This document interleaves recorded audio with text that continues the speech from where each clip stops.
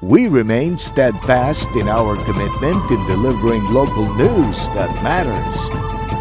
Stories that inspire. Enriching the lives of Filipinos in the Philippines and across the globe. This is your GMA Regional TV. Buong puso para sa Pilipino.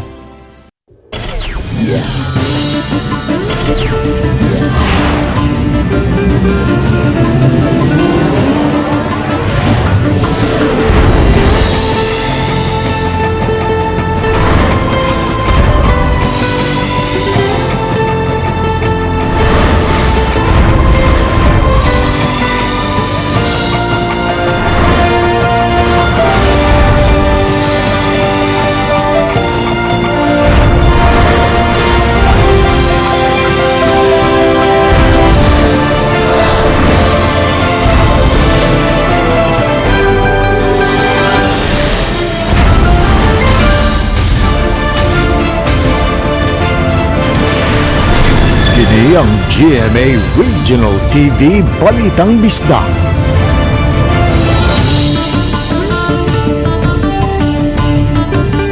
Maayong hapon, kini ang inyong GMA Regional TV Balitang Bisdak, ang bugtong kasaligan, kasandigan o kadangpan sa mga Bisaya. Ako si Alan Domingo. Nga maghatod sa labing dako og mga nagunang balita nga mahinungdanon sa Central ug Eastern Visayas. Ako si Luan Merondina. Live din sa GMA Complex sa Dakbayan sa Sugbo. Ako si Cecil Kibod Castro.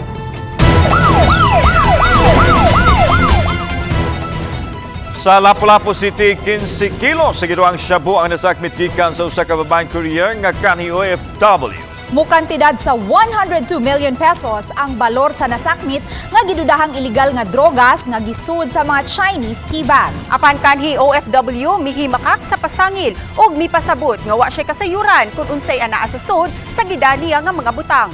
Aniya ang report. Kasamtangan karong gitanggong sa Lapu-Lapu City Police Custodial Facility ang 31 anyos nga si Grace Glory Pabilio Huntilla alias Nicole. Human masakmit gikan kaniya ang moabot sa 15 kilo sa gituang shabu. Gisulod kini og mga Chinese tea bags. Mukabat sa 102 million pesos ang balor sa nasakmit nga illegal nga drogas. Mato ni Police Major Judith Besas sa Lapu-Lapu City Police Office kanhi OFW si Grace. Apan tungod sa pandemya, wa na kini makabalik og panarbaho sa gawas sa nasod. OFW, man siya kabalik dito sa laing nasod, walay trabaho. So, nahog nga siya nipuli sa iyang uyab. Iyang uyab is also mo ni naka-influence siya sa iyaha. So, more siya nipuli sa iyang uyab nga also arrested for 9165. Gipasabot sa suspitsado nga wa siya masayod sa sulod sa iyang gidala kay igo raman siyang gisugo. Sugo ra na patod. Huwat ra kog tawag maura. Gihimakak usab niyang siya ang mihulip sa operasyon sa illegal nga drogas sa iyang uyab kinsa nadakpan sa Lapu-Lapu City Police Pebrero 2019. May kontak na niya. Wala siya idea na. Wala siya ko nalamag. Ang buy-bust operation natigayon pasado alas 3 sa hapon niadtong Sabado sa usa ka joint operation tali sa City Intelligence Unit ug sa City Drug Enforcement Unit sa Lapu-Lapu City Police uban sa PDEA sa Sitio Mustang, Barangay Pusok. Apan gitataw ni Police Major Besas nga dili konektado si Grace kang alias Madam Aya kinsa unang nadakpan niadtong milabaing Hunyo ug nasakmitan usab og 4 ka kilo sa gituho ang shabu nga gisulod usab sa mga Chinese tea bags. Ang duha ka mga babaeng suspect pulos gihulagway sa mga pulis nga drug courier apan si Madam Aya taga Surigao del Sur samtang si Grace taga Mactan, Lapu-Lapu City. So, we also look into palapdan pa nato ang investigasyon sa ato ang same sa mode of scheme but based on the operatives on the ground walay link so lahi nga network ning kay Nicole. Uban ni Marlon Melgazo, Luan Merondina, Balitang Bisdak. Mga pasayro sa usa ka barkong mopadung unta sa Ormoc City gikan sa Dakbayan sa Sugbo kagahapon ang gidala pagbalik sa pantalan. Kini human nagkabirya ang MV Line Ferry 11 ngaya sa light shipping. Adunay 158 ka mga tao ang sakay sa maong barko. Apil na ang crew. Matod sa Philippine Coast Guard, migikan ang barko alas 11 sa buntag kagahapon Pag-abot sa Mactan Channel, giingong naabirya ang makina. Maong gihulog ang kurahe samtang giayok ang makina tungod sa naghabiana. Mireklamo na ang ubang mga pasahero kay ang uban wa pa makakaon. Nagka-problema matud pa ang pagpasaka sa kurahe tungod dinhi na desisyonan sa kumpanya sa barko sa koordinasyon sa Philippine Coast Guard nga dad-o na lang pagpalig sa pantalan sa Subo ang mga pasahero. Matod sa spokesperson sa PCG, karong adlaw gidakda ang biyahe padulong sa Ormoc City. Pagdahili sa yuta ug dakong mga bato na sinati sa barangay Hagdan sa lungsod sa Uslob niadtong Sabado alas 7 pasado sa buntag. Nitabon gayud ang mga bato ug yuta sa duha ka mga lane sa National Highway. Swerte na lang gamihunong kining bus nga adunay sakay nga mga pasahero 20 metros ang gilayon gikan sa nadihilian. Kini human giingong nakadungog ang driver sa bus sa nagdahunog nga yuta ug mga bato gikan sa ibabaw. Maayo usab nga walay laing mga sakyanan nga nakaagi atol sa landslide ug rockfall. Milanat gayud og pipila ka oras ang clearing operation nga gihimo sa mga kawani sa Uslob Municipal Hall, PNP, BFP Uslob ug uban pa. Kini aron luwas nga makaagi ang mga sakyanan sa usa ka lane sa karsada samtang gitrabaho pa ang laing lane nga dunay daghang yuta ug mga bato. Napahigayon na ang graduation sa Mandaue City College human sa duha ka tuig nga pandemic. Samtang sugod nang midawat og mga enrollees ang MCC bisan kun ang klase magsugod sa Setyembre. Si Nico Sereno sa report. Human sa duha ka tuig napahigayon na sa katapusang higayon ang face-to-face graduation sa mga tinun-an sa Mandaue City College nga mitapos sa ilang pagtungha ni atong Hulyo 9. 310 ka mga graduate ang mipaso. Apan gipasabot ni Dr. Lilibeth Mayol, OIC College Administrator, nga misunod gihapon sila sa lagda ug mga health protocols. Pipila niini ang paglimit lang sa mga ginikanan sa mga graduates tungod kay igo lang silang mutan-aw sa ilang mga anak nga mi-graduate. Samtang mga dinapit nga bisita mao'y musablay sa medalya sa mga honor students. We are very thankful, no? After 2 years, we finally had our face-to-face graduation. So, as I have said, it's a very momentous event for the students. Sa Agosto pa ang opisyal nga enrollment sa Mandaue City College, apan kaganiha nagpa-enroll na sila si Erica Grace Hemar ug Adrian Maestre alang sa Bachelor of Science in Business Administration. Taga-lungsod sa Sogod si Hemar, samtang taga-Bohol si Maestre. Apan wala makakita og suliran si Mayol aron did-an sila nga makatungha sa MCC. Of course, ang ato adjud nga priority is ang kana yung mga Mandawihanons. But it doesn't mean nga atoan lang na silang i-turn away. Gikatakdang sa Agosto pa magsugod ang enrollment sa MCC sa unang simana ug diha sa Setyembre magsugod ang klase. Uban ni Godfrey Relien, Nico Sereno, Balitang Bisdak.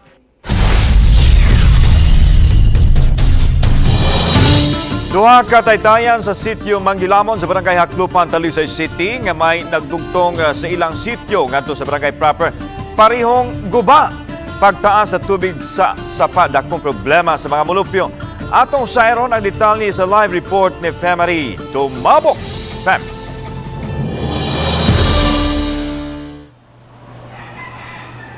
Yaslan, panawagan sa mga residente sa sitio Manggilamon sa Barangay Haklupan ang dinaliang aksyon aron masiguro nga way makalas nga kinabuhi. Duha unta ang taytayan sa maong lugar. Ang una, kining footbridge nga mahimong maagian sa mga tawag motorsiklo. Og kining konkreto nga taytayan, apan pasabot sa city engineering nga spillway kini, nga gisudan sa pagtukod sa niaging tuig, apan nagubatol sa pag-igo sa bagyong Odette. Naangin pa hinuon ang ilang gisaligan nga footbridge kaysa sa nagyongyong na lang kini. Nalapasan ng taytayan nga. Minsan na lang taytayan na mahuman, naguba na lang. Oo. Nga sige taod anang temporary. Daghan mang natagak. Sa kanunay nga pag-uwan sa niaging simana, subling na hingawa ang mga mulupyo. Kaysa pagsaka sa tubig sa sapa, ilan na usab na sinati ang pagbaha. Tungod kay way laing kaagian, nanawagan sila sa gobyerno nga tabangan. Inaami laing paagi dito sa ubos, dito tabok sa pa, kaya na may footbridge dito, gyapon o mamaanod. Nya adto mi dito nya sa timang lapuka sa agianan, dito malisura. O nya layo na kay pag ang mga manarbaho, ang oras di na mamadaan nila adto sila dito mo nang ang mga trabahante, mga piyot na diha ka ng mga batanon nga trabaho gisano. Kanang gubaon. O kanang gubaon, kanang galubag. Bisag katon na footbridge may retiron. Kay kuara man to, usara man nakaligi mo problema na. Sa pagkakaroon kinilang temporaryo nga agianan o temporaryo nilang tulay, ginama kini sa gapnod nga lakip sa naanod sa baha atol sa niaging simana nga pagbaha. Apan gikadlukan nila kini nga maagian alang sa mga tigulang ug ilabi na sa mga bata, ilabi na kun moawas na usab ning sapa, kun makusog na sa pag ulan kay mas lay dinhi o peligro sa mas dako nya nga disgrasya. Gani gipakita sa 79 anyos nga si Lolo Jorge ang iyang mga samad sa dihang nahug siya sa temporaryo nga latayan. Matod pa, hapit gud siya malumos netong Biyernes sa hapon. Nya ganang ilan ko anda latayan usarak buok niya napanit mas tawin dangog mo na. Hug ko ana nga tulawom. Nya di mo na matugka di lawom kay na tungod na dapit nga ri. Kaya lang gani kidunay katabong guwapa na. Patian ang tanan napita diha. Ang aksyon agad team ni Mayor Samsam Gulyas, ang city admin ug city engineer inisyal nga nihimog damage assessment. Ilaw sab gitarong ang temporaryong agianan nga gihimo sa mga mulupyo niadtong Sabado. Gipasalig sa mayor nga karong adlaw sugdan ang pagpataod sa temporary footbridge nga mahimong kaagian sa mga tawo. So right now we're making a makeshift, then within 3 weeks mahuman ang temporary footbridge. So makeshift sila for 3 weeks, within 3 weeks mahuman ang temporary footbridge, so kanay lahang magamit. Then mag-start na construction, it will take around I think until December para sa permanent na footbridge. Ang barangay na sila'y kuan dito project sa barangay, murag i-bidding na nila karon. Murag i-post naman siguro sa PhilJeps. Katong naguba nga spillway ila to taoran og culvert, mga 2 or 3 ka patong siguro. Lan gibanabana nga mulanat og tulong ngadto sa 4 ka bulan ang pagpaayo sa karaang footbridge samtang magpatabang ang lokal nga kagamahanan ngadto kang 1st District Representative Ria Gulyas aron matukuran og konkreto nga taytayan nga mamahimong maagian sa mga sakyanan. Lan Fem, ako lang pangutana, bagyong Odette pa ni na damage ni kaning tulay nga no hangtod karon wa pa man ni siya ma-action eh. Lang gipasabo sa city engineering ila pag-survey nila ila nang takining hatagan og budget apan tungod kay giuna man ang pagpagawas alang sa mga financial assistance para sa mga talisaynon nga napiktuhan nitong bagyong Odette. Hinungdan nga nalangay ang pagpahatag niini og budget og naabtan pa usab sa election ban, hinungdan nga karon pa kini na hatagan og budget nga mukabat og 6 milyones pesos. Iuna ang kining sa footbridge, ang kining karaan nga footbridge lan. Okay, kining naso yung project kung sa man siya ubos sa national or sa local government unit? Lad matod sa City Engineering Office nga sa budget kini sa lokal sa city ni kanilan.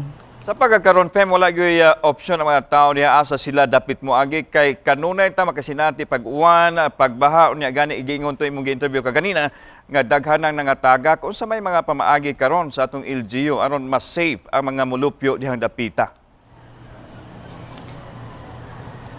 Lan mo tumatod ni Mayor Samsam Gulyas nga giuna nila og himo karon katong makeshift mo ni siya ang dako-dako na ni siyang temporaryo nga latayan sa mga residente sa maong lugar ug isunod na usab dayon sugod na karong simanaha taod nining temporary gitawag gihapon nila nga temporaryo nga footbridge mas ligon-ligon ni siya kaysa katong naunang naagian ginato ganihalan niadtong niaging weekend mas ligon pa niadto samtang usab ang barangay usab magpataod usab kanang spillway kanang gipasabot sa mga residente nga ikaduhang taytayan kanang konkreto gipasabot sa city engineering nga di kana taytayan kundi spillway nga lakip sa naguba kay wala man pud na siya nahuman sa niaging pong tuig naabtan og Odette. Lan. Okay, daghang salamat, Femari. Tumabok. Adunay igong supply sa manok ang dakbayan sa Sugbo matod sa Department of Veterinary Medicine and Fisheries kon DVMF. Matod ni Dr. Jessica Maribuhok ang pangu sa departamento nga naresolba na ang issue sa supplier sa mga manok niadtong nakalabay mga semana. Busa wala nay angayan nga kabalakan sa supply niini karong panahona sanglit aduna may igong kakuhaan dinhi sa Sugbo. Apan matod ni Maribuhok nga dunay pagsaka sa presyo sa manok tungod usab sa epekto sa presyo sa lana. Actually, wala tay problema sa supply. Masking karon, Ang problem lang is ang price ning increase balik tungod sa krudo nato. Dako sa siyang impact. Simulation exercise sa pagresponde sa kidnapping o kaso sa pagpamomba ni pahigayon sa Southern Leyte Police Provincial Office. Gihimo ang simulation exercise niadtong miaging semana sa Macrohon ug Padre Burgos sa Southern Leyte. Tumong sa mong kalihukan ang pagsukod sa kaandam sa tanang PNP units. Ang senaryo usa ka taas nga political official ang gikidnap sa mga armadong grupo. Ang pagpangidnap ni sangkop sa pagpamomba din ubay-ubay ang naangol. Matod sa Acting Provincial Director Police Colonel Hector Inage, malampuson ang gihimong simulation exercise. Usasip siya sa nanawagan sa publiko nga mutabang sa kapulisan sa pagsumpo sa kriminalidad.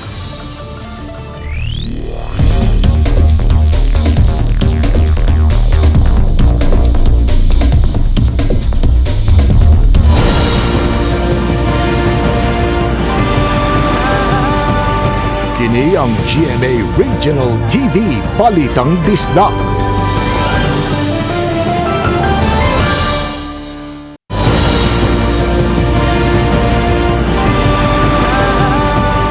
Kini ang GMA Regional TV Balitang Disda.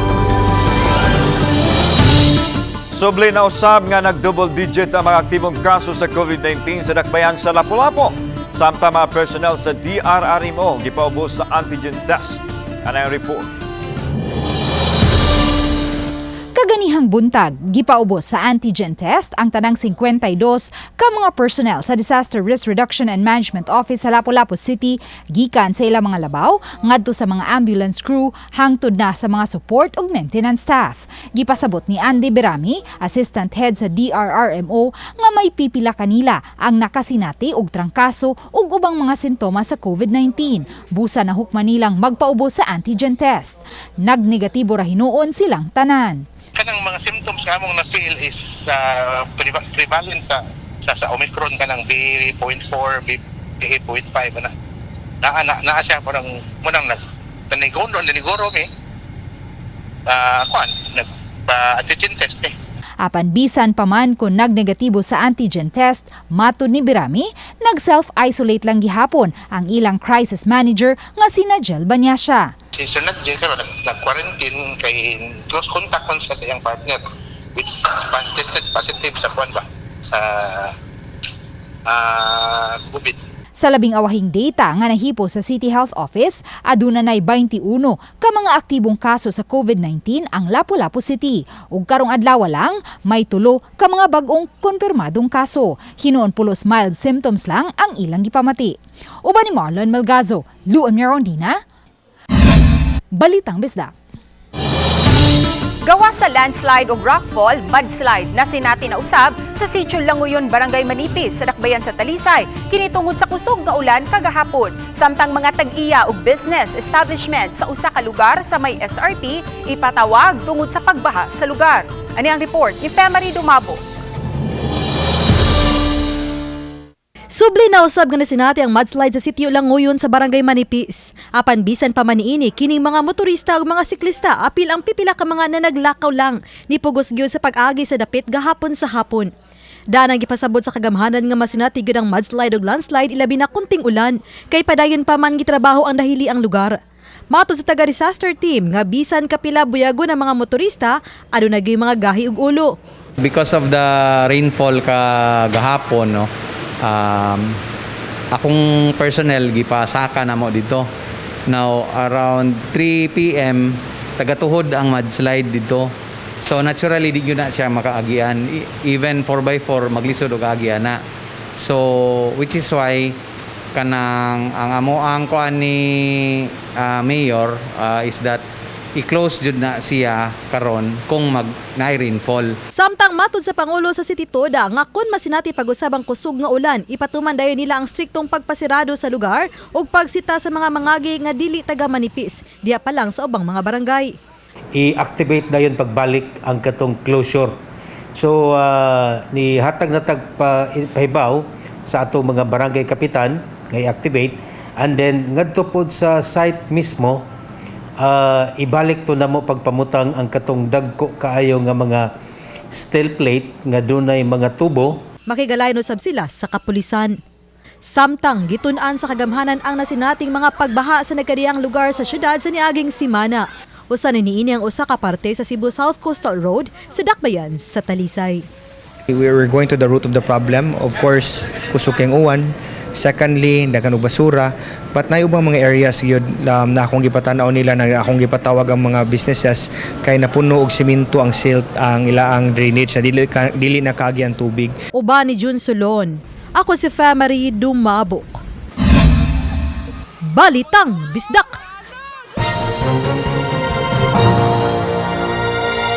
Ini atong latest weather update, Monday, July 11, 2022. Padayon natong gi-monitor ang low pressure area na ana sa 635 kilometers sa may silangan ng Infanta, Quezon. Og base sa atong latest na data o analysis, less ang chance pa kining ma-develop na bagyo or tropical cyclone within the next 48 hours. Samtang habagat or southwest monsoon ang nakaapekto sa kasat pambahin sa Southern Luzon, Visayas, kasama na ang lalawigan sa Mindanao. Tungod kining duha ka weather system ang tibuok Visayas, Palawan kasamang Kalayaan Islands ug ang Occidental Mindoro makasinati na madag-umo na kalangitan ug naay katag-katag na mga pag-uwan ug kini mga pagpanugdog ug kilat. Magdala kini usahay kusog na mga pag-ulan na posible ang mga flash floods or landslides ilabi na sa mga vulnerable areas. Para sa atong mga dugang detalye, bisitaha to mga official social media accounts. Kini si Jomar Eclarino, gikan diri sa DOST Pag-asa Mactan, maayong adlaw ug mag-amping tangtanan. Dulan sa 6 milyones pesos ang kinatibuk ang kantidad aron mapaayom-ayom ang nagusbat nga tulo ka andanang school building sa Mandaue City Comprehensive National High School. Si Nico Sereno sa report. Gipatukod ang tulo ka andanang building nga may napug 5 ka mga classroom isip kabahin sa programa sa usa ka pribadong kompanya. Apan maayong pagkagusbat niini si miaging bagyong Odette nga hangtod karon wala pa maayom-ayom.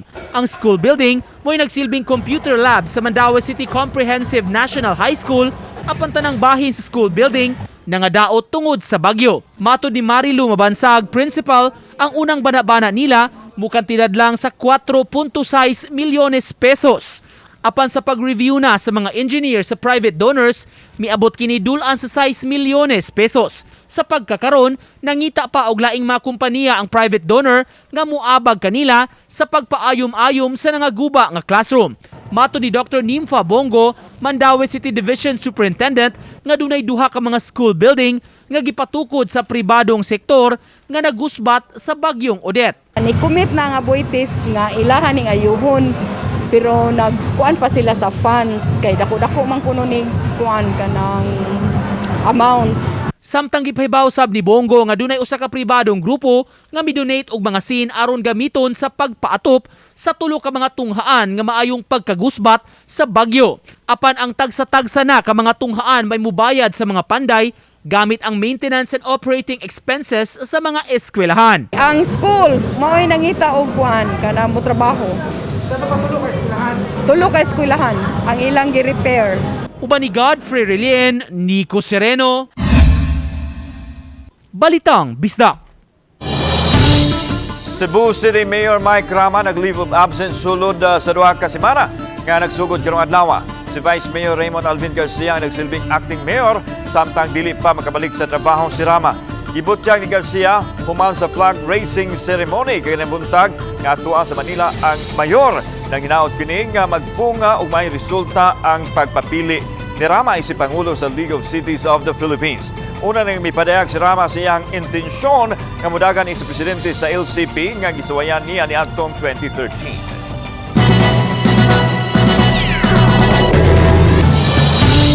Ang garbo sa Sugbo nga lumadba sa kanon milangkat sa kadaugan sa international category sa gipahigayong Powerful Daegu Festival sa Daegu, South Korea.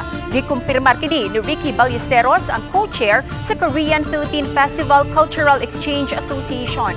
Gi-perform nila ang traditional git sa sinulog nga kalad kang Senyor Santo Niño. Ang tribo lumadba sa kanon may kulit sa ilang katakos tungod sa ilang world-class performance.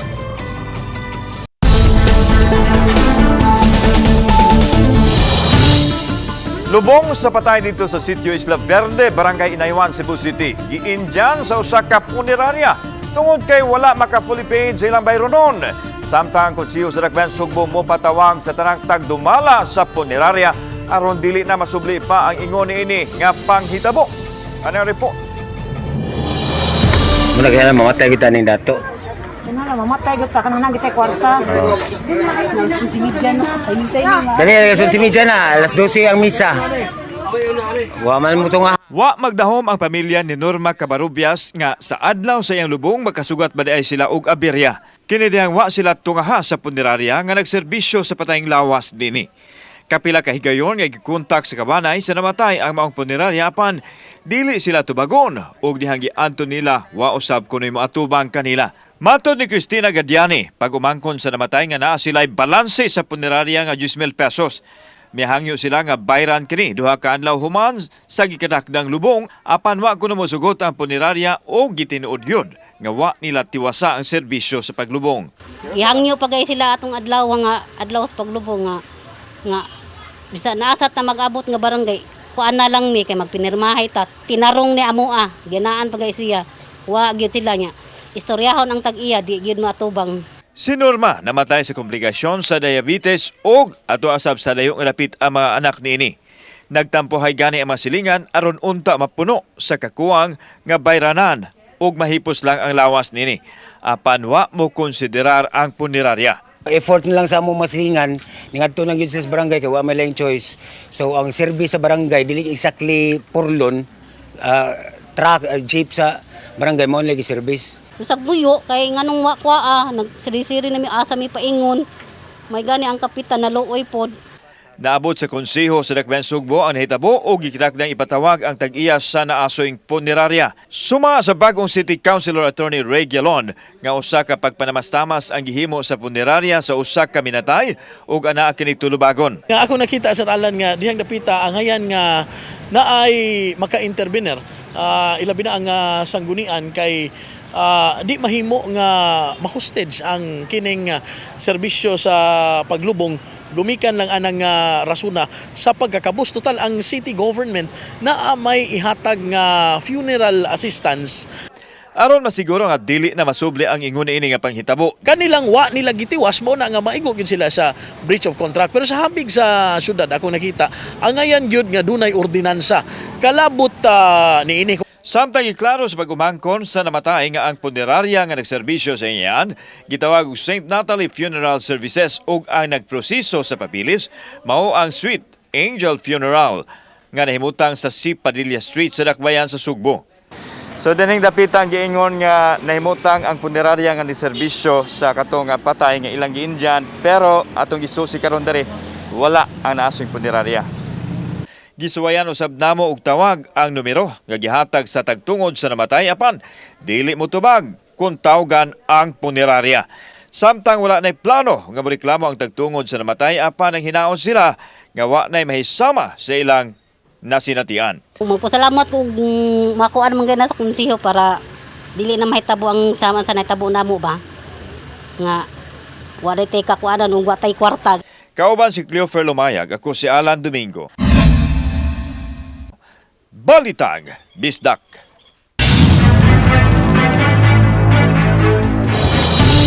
Lima ka mga pamilya ang apektado human masunog ang usa ka panimay sa Sitio Acacia, Barangay Paho, pasado alas 5 sa hapon ni atong Sabado. Wala hinuoy gikatahong naangol o nakalas atol sa hitabo. Gisusi pa sa investigador sa Lapu-Lapu City Fire District ang hinungdan sa maong sunog. 93,000 pesos ang gibiling danyos ni ini. Ang mga nasunugan gipahiluno usa sa mga modular tent sa Paho Gym ug nahatagan na usab sila og inisyal nga hinabang gikan sa lokal nga kagamhanan. Project Ambit kun ang matag bata importanteng tudluan sa Mandaue City Comprehensive National High School nga mga beneficiary na himong magmalampuson. Si Nico Sereno sa report.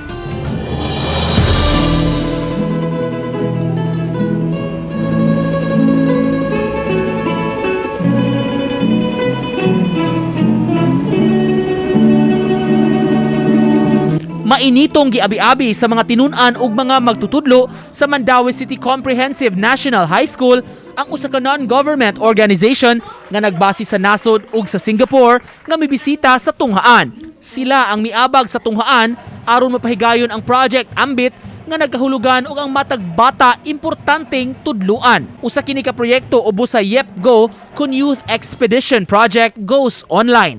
Tumong niini ang pag-umol og mga programa aron makakaton pa ang mga estudyante sa ilang katakos ug mas mapalambo pa ang ilang nahibaw-an.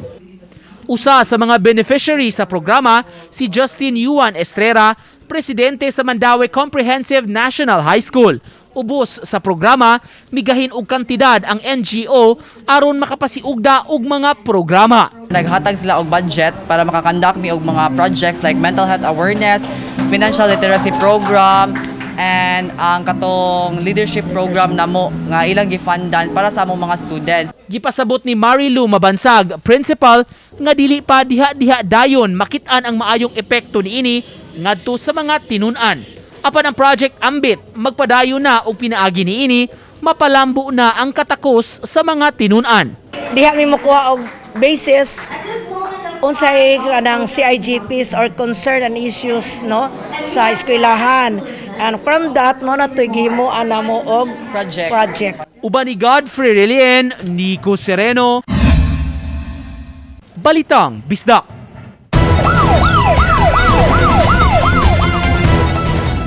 Mukapin sa tunga sa milyones pesos ang balor sa ginadili nga drogas nga nasakmit sa kapulisan sa Tagbilaran City sa lalawigan sa Bohol ni atong weekend. Gipanguluhan ni Police Lieutenant Colonel Reggie Rial na sikop sa Tagbilaran Police ang duha ka mga giila nga high-value individual nga sila Nena Collis ug Hermogenes Hitgano. Nasikop sila ni atong Sabado sa kadlawon sa Barangay Dao, Tagbilaran City. Nasakmit gikan kanila ang mukabat sa 544,000 pesos nga balor sa gituhuang shabu. Matud sa kapulisan nga ang duha ka mga pangalan mo'y kanunay itudlo sa naunang nasikop nga mga mamaligyahay og shabu sa Dakbayan. Gipangita karon sa iyang pamilya si Michael Habate kinsa tulo ka semana nang gipaabot kay matud pa gikan siya sa Davao City apan wa pa gyud makapauli. Kinsa man ang nakamayong kang Michael, palihog lang sa pagkontak kang Nico o Vanessa Bonolok sa cellphone number 0929-819-5592 o 0932-178-5383. Giminusa na ang mga job order employees sa Talisay City Hall nga nagsilbing mga staff sa mga vaccination center sa Dakbayan. Matod ni Dr. Lino Alansado, ang Talisay City Health Officer, nga usa ka gatos ka mga GO personnel, 40 na lang ang nahabilin. Gidestino sila sa nabiling mga vaccination sites sa Dakbayan sa Talisay. Samtang gikuha na usab og katunga ang mga DOH hired nurses nga nagsilbing mga vaccinator sa mga vaccination sites. Murag nakatsan to siya into half, no? So ang nabalik, murag 8 na lang ni sila. Nakapaghihapon ang mga DOH hired nga mga vaccinators. So sila among gi-utilize para house to house. Ginaingon sa uban nga mas muunong pa ang iro sa ilang amo kaysa parehong tao. Ilabi na ang mga nitibong iro o gitawag nga mga asong Pinoy o aspid nga gihatagan karon og importansya nunod sa pagpahigayon sa World Aspin Day. Ani ang report.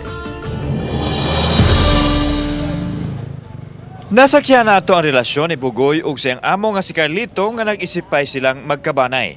Si Bugoy usa ka aspin, dili mabintahaan ang abilidad kay bright ug dunay kasing-kasing nga maluoy sa tiguang nga nagbuhi kaniya.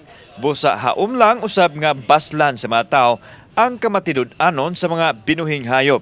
Ma-hybrid man o aspin, hatagan gyud og equal importance. Sama na lang sa kalihukan sa DVMF sa pagsaulog sa World Aspin Day karong buwana.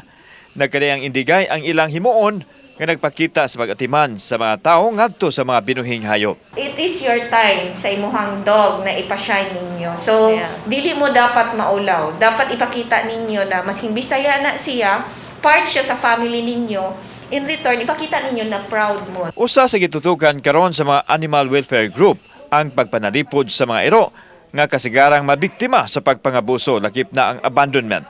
Tulo na ka mga tao ang napasakaan og kaso ug nadakpan tungod sa pagpangabuso sa mga iro.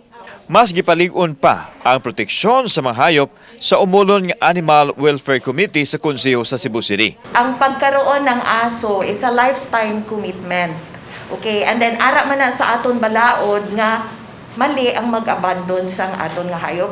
Maaspin man o naay breed, pareho ra ang ilang kahimtang sama ni ining iro nga si Charlie nga giabandonar kaniadto apan nakakita og tao nga nagatimad kaniya hangtod nga natagan yun siya og disente nga imahin. Happy kay ni siya na dog and ganahan siya mo entertain og naitaw sa balay. Kauban si Cleofer Lumayag ko si Alan Domingo. Balitang Bisdak.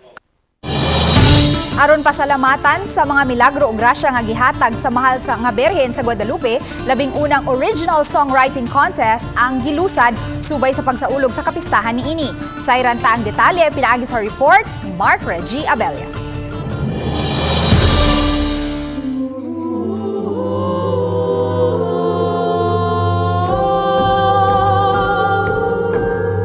Gipaagi sa usa ka regional songwriting contest ang pagsaulog sa ika-120th nga kapistahan sa Birhen sa Guadalupe.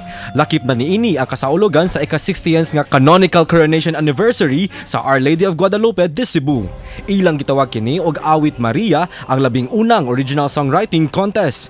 Naumol ang Awit Maria isip paghatag og tribute o pag-ila o pasalamat sa balaang inahan nga dunay dakong papel sa kinabuhi sa manluluwas sa tanan nga si Jesus. Gisaysay ni Elson Jude Mabatid, usa sa mga organizer sa kompetisyon nga ang kamahinungdanon sa espesyal nga adlaw nga Hulyo 16. It's also very fitting on the day of the finals night, Nico. It's because 120 years ago, naigo ang syudad sa Sugbo sa kolera nga atong kinaadto pa wala pay paspas nga tambal, wala pay mga alternative or unsa pa man.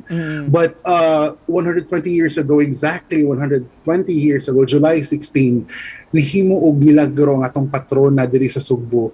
Sa maong kompetisyon, laing-laing mga interpretasyon nga mga original song ang gisumiter sa mga partisipante.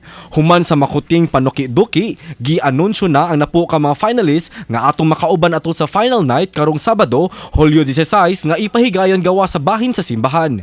Sa susamang adlaw, mahibawan no sab kung kinsa ang mahimong mananaog sa maong kompetisyon. Samtang, ugmang adlaw, atong ibida ang usa sa mga banggiitang sugbuanong pintor nga adunay color deficiency. O kano sa kahanya ni hibawan nga aduna siya isuliran sa pag-ila sa mga color. Kana ang dungan natong sayran, ugmang adlaw alas 8 sa buntag sa GMA Regional TV Live. Kauban si Clans Gabutin, Mark Jabella. Balitang Bisdak. Sa nagpadayong istorya sa kinabuhi ni Lolong, sudlo ni Lolong ang nasunog nga payag aron suwayan pagluwas si LC. Pero nakamata ang dalaga ug si Martina ang anaa sa iyang kiliran. Samtang makurat si Lolong nga nawala ang paso ug samad sa iyang panit ug dinhi ibutyag ni Karina ang iyang nasayran sa tinuod nga pagkatao ni Lolong. Bagong bayani sa tumahan ang tan-aw sa tanan kang Martin. Maong pahimuslan kini sa mga banson aron makuha ang mga boto sa tibuok lungsod. Kumbinsiho nila ni Donna ug Martin ang mga mulupyo. Planuhon sa magtiayong banson ang kandidatura ni Martin isip mayor sa lungsod.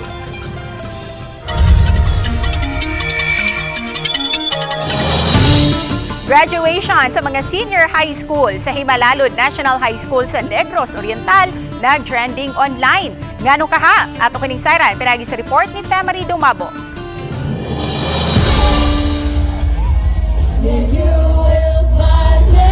Imbis nga mohilak tungod sa naandang senti og makahilak nga kanta sa panapos sa graduation, makita nga perting sa diaa og lingawa sa mga senior high students sa Himalalud National High School.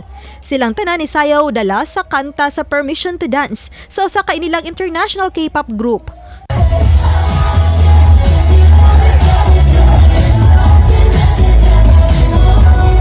Ang video nga gi-upload sa social media sa usa sa ilang mga magtutudlo nag-viral og nakaani na karon og kapin sa 2.1 milyones nga views. Nakaani pa gyud kini og mga positibo nga komento sa mga nakapa-inspire kini sa kadaghanan. Ang nakaideya ni inimang ilang MAPI teacher ang 34 anyos nga si Junelo Hainar. Then I would like it to be happy lang yun, a happy occasion. Mo to nga naka-decide ko nga to choose any popular music. Ang meaning sa song ga reflected sa mga students, ang kanang ilang gi-feel nga that they would really want to go somewhere. Usa ka adlaw lang nila kini nga na practice tungod sa padayang pagpatuman sa limited face-to-face. Ug unang higayon usab nga sa ilang school ground gipahigayon ang ilang graduation. The scheme was I gave them the video and the music through our group chats. Dayon gitagan po nako sila video of the dance steps. Dayon sila lang at home, sila may ga-practice. Adto mi mag-graduation sa among covered court, but then because of Odette nilupad ang atop sa among gym munang dili mo pwede ka hold dito kay init kayo. Matud ni Hainar, wa sila magdahom nga hangpon sa mga netizen ang ilang gihimo. Ug mas nakapa-inspire pa nilang mga magtutudlo ang maayong feedback nga ilang nadawat. We were actually very happy kay sa kagamay sa mong school dayon because of kanabang wala jud mi gadahom ngayon ana po di ay positive ang makahatag po day mig inspiration sa uban nga estudyante. Uban ni Jun Solon, ako si Famary Dumabok. Balitang Bisdak.